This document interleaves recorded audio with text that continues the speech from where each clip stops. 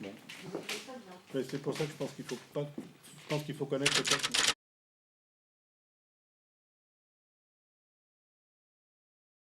Depuis plusieurs années déjà, et avec différentes casquettes, promotion immobilière, enseignement, Fondation Palladio, j'observe avec intérêt une véritable révolution des métiers de l'immobilier et de la fabrication de la ville.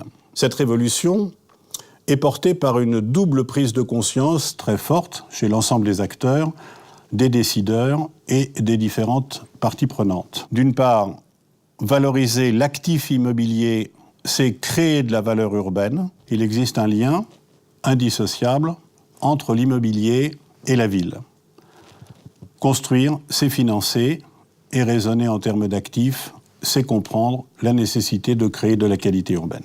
D'autre part, les métiers de cette chaîne sont de plus en plus interdépendants, et cette nécessité de travailler les uns avec les autres, très en amont, conduit à penser que ces différents métiers, autrefois relativement indépendants, au fond constitués comme des stocks, sont probablement en train de devenir des flux.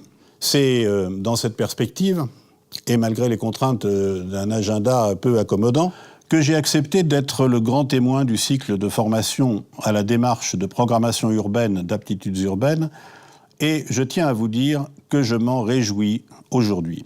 En effet, j'ai pu constater l'étendue des divers aspects abordés, et j'ai beaucoup appris à cette occasion, la richesse des contenus et la haute qualité des formateurs. J'ai tout particulièrement apprécié la participation active des auditeurs, qui a donné un caractère interactif aux séances pédagogiques, ainsi que la pertinence des ateliers, aussi vivants que parfois malicieux. La ville, sujet éminemment complexe, a besoin de méthode. Et pour conclure, je voudrais vous faire part de 3 réflexions qui m'ont particulièrement interpellé durant cette année de discussion et d'échange à vos côtés.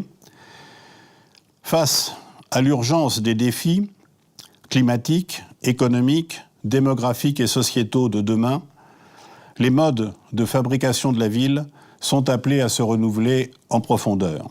Plus que le choc de simplification dont les effets se font toujours attendre, il faut s'attendre au choc brutal du futur. Dans ce contexte, et face à la raréfaction des finances publiques, la coproduction publique-privée de la ville ouvre de nouvelles perspectives pour dynamiser la commande urbaine.